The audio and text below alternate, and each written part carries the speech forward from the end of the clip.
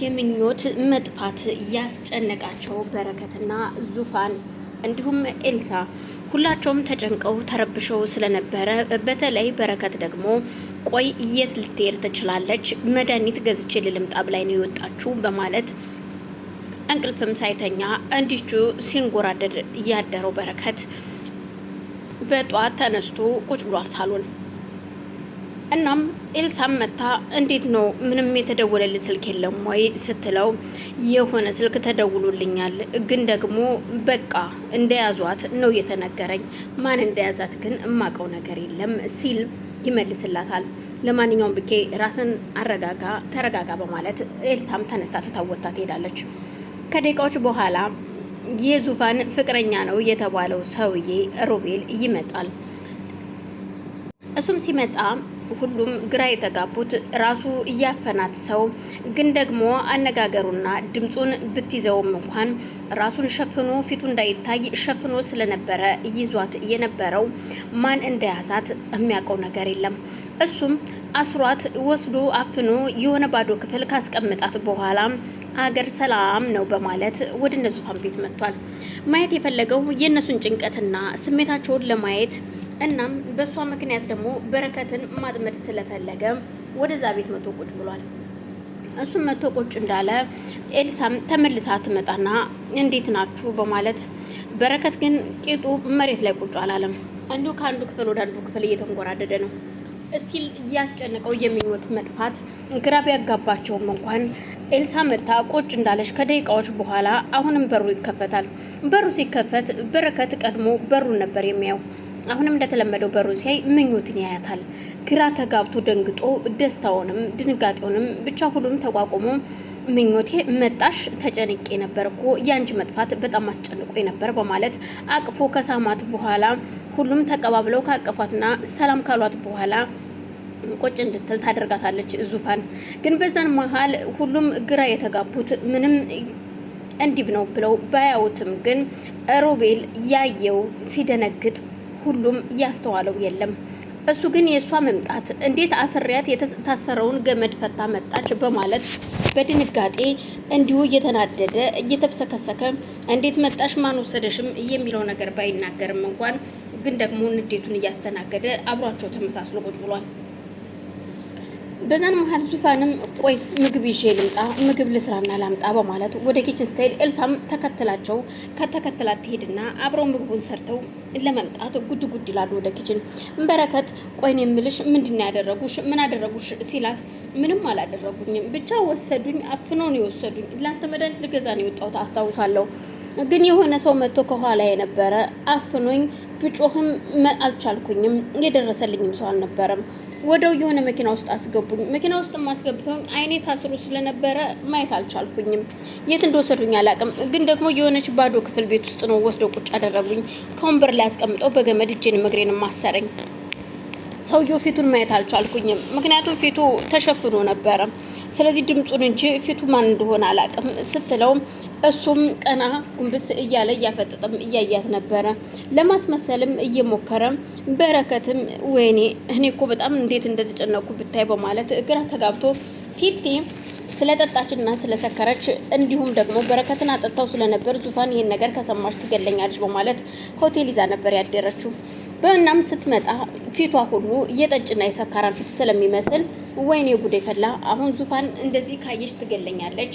አሁን ምንድነው ምላቸው ከሰማች ለቢኪኒ እንዳጠጣውት ከሰማች በእውነቴ ነው ቆራርጣ ነው የምትጥለኝ በማለት ብቻዋን እያወራች ጉዟን ጀምራለች። ወደ ቤት ስትመጣ ሁሉም ተሰብስበው ቁጭ ብለዋል። የተቀመጡት ኤልሳና እንዲሁም ምኞት እና ሮቤል ነበሩ። ቁጭ እንዳሉ ኪራ ወይ ጉድ አንተ ሰውዬ እዚህ ቁጭ ብለሃል እንዴ በማለት እንደተለመደው የፌስ ወሬዋን እያወራች ስትገባ ቆይ አንቺስ እሺ ምን እየሰራሽ ነው? ምንድነው እንደዚህ ተሰበሰባችሁት እዚህ ቤት? ግን ወይኔ ጉዴ ፈላ፣ ሁሉም ተሰብስቧል። እኔ ነፃነት መቼ ነው የሚኖረኝ በማለት እየተናገረች ስትገባ እዩልሽ ይቅርታ እኛ ጭንቀት ላይ ነው ያለነው፣ እባክሽን ዝም ልትይ ትችያለሽ ወይ ብትላት ኤልሳም ቆይ ምን ልትሰሪ ነው የመጣሽው? ምን ፈልገሽ ነው እዚህ ቤት የመጣሽው? ቆይ አንቺ ደግሞ የተለየ ነው ስትላት ምን ነው የኔ ብቻ ነኝ እንዴ እንግዳ መጥቼ ቁጭ አልኩት? የታየውሽ እኔ ብቻ ነኝ ወይ ስትላት፣ ያኛውማ ታዲያ ወንድ ነው፣ ሴት አንቺ ብቻ ነሽ። እሷ እንደሆነች ያው የቤቱ ሰራተኛ ነች፣ ስለዚህ አንቺ ነሽ እንግዳዋ በማለት ኤልሳን ስትናገራት፣ በይሻ አሁን ለማንኛውም ዝም ብትይ ይሻልሻል፣ አሁን የምንጨቃጨቅበት ሰዓት አይደለም በማለት ኤልሳም አዎ ወሬ የምታወሪበትን ሰዓትሽን ለይተሽ እንድታወሪ ነው የምፈልገው፣ ዝም ብሎ ወሬ እንደመጣለት ወሬ አይወራም በማለት እሱም ሲናገራት፣ እናንተ ሁላችሁም ተመሳጥራችሁብኛል በማለት ቲቲ አሁን ላይ ፊቷ ሁሉ በመጠጣቷ የሰከረ ፊት እንደመሆኑ ምንም ሜካፕ ብትቀባውም ያልተደበቀላት ቲቲ መታቆጭ ብላለች። በረከትና ዙፋን ውስጥ ገብተው ስለ ምኞት ማን እንደሆነ ስልክ ቁጥሩንም እንኳን ለበረከት ሲደውልለት ምኞት ሰምተው ስለነበረ ያንን ስልክ ቁጥር ከኔ እንዳልተቀበለኝ እና ስልክ ቁጥሩ እንዳለውም እየተናገረችዋ ምኞት ይሄ ሰው ምናልባት እኔ የምለው ብርቱካን ልትሆን ትችላለች፣ አንተን ለመበቀል ያደረገችው ነገር ሊሆን ይችላል። እዩልህ በረከት እኮ እኔ መጀመሪያም ብርቱካን ከዚህ ቤት ስትወጣ እንዲሁ አንልቀቃት ብዬህ ነበረ ስትለው ብለሽ ነበረ፣ እኔ ነኝ የተሳሳትኩትኝ። ለማንኛውም እስኪ ቆይ ሁሉንም ነገር እናያለን በማለት ሁሉንም ነገር ለማስተካከል ይሞክራሉ። አዎ ችግር የለውም በማለት አሁን ይሄ ዝም ብለን የምናየውና የምንመለከተው አይደለም። ለማንኛውም አሁን ወደ ሳሎን እንሄድ በማለት ወደ ሳሎን ይሄዳሉ።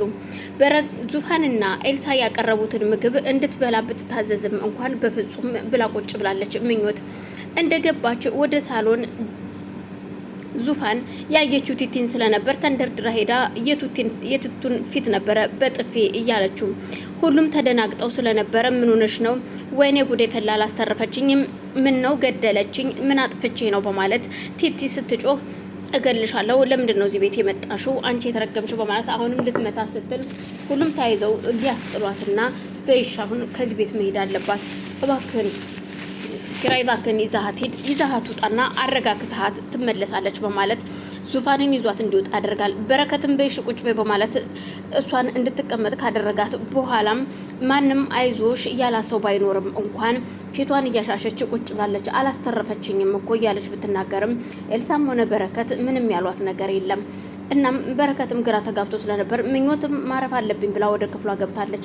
ክፍሏ ከገባች በኋላ እሱም ልያት ብሎ እንደሄደ በዛው ወደ መኝታ ቤቱ ገብቷል።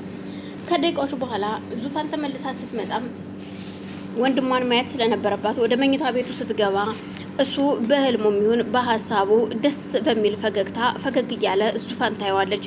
እንዲህ ወንድሜ ዛሬ ምንድነው አልተኛህም? እንቅልፍ ግን እንዳየው ከሆነ ፈገግ እያልክ እየሳክ ነው ስትለው፣ አዎ እህቴ የሆነ በቃ አለ አይደለ ይህንንማ ፈገግ ያደረገህን ነገር እኔ ማወቅ አለብኝ ስትል ስትጠይቀው፣ እሺ ችግር የለውም ታውቂዋለሽ ግን ሲላት፣ በፍጹም ግን የሚባል ነገር የለም እንድትነግረኝ እፈልጋለሁ ስትለው፣ እንግዳውስ ይኸውልሽ ከዚህ በፊት ይሄ ፍቅር ይዘኛል ብዬ አስቤ አላቅም ነበር ከዛን ወዲህ አሁን ደግሞ ፍቅር ይዞኛል ሲላት፣ እንዴ በማለት ደንግጣ እሷም ግን ይሄ ፍቅር ከማን ነው የያዘህ ስትለው፣ ከምኞት ስላት ትደነግጣለች።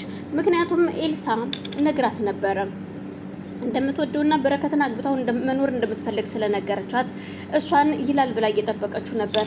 ግን እንደጠበቀችው አልነበረም፣ የሆነውም ሌላ ነበረ። ምክንያቱም ምኞትን ሲላት ምን ብዬ እንደምነግራት አላቅም፣ ወይኔ ጉዴ ፈላ እያለች ግራ ተጋብታለች። አዎ አላቅም፣ ይሄው ከጠፋች ጊዜ ጀምሮ ነው እንደወደድኳትና እንዳፈቀርኳት የገባኝ። እናም አላቅም ብቻ ዙፋኔ ሲላት ግራ ተጋብታ ወደ ሳሎን ትመጣለች። ኤልሳ እየጠበቀች ነበር መልካም ዜና ይሰማለሁ ብላ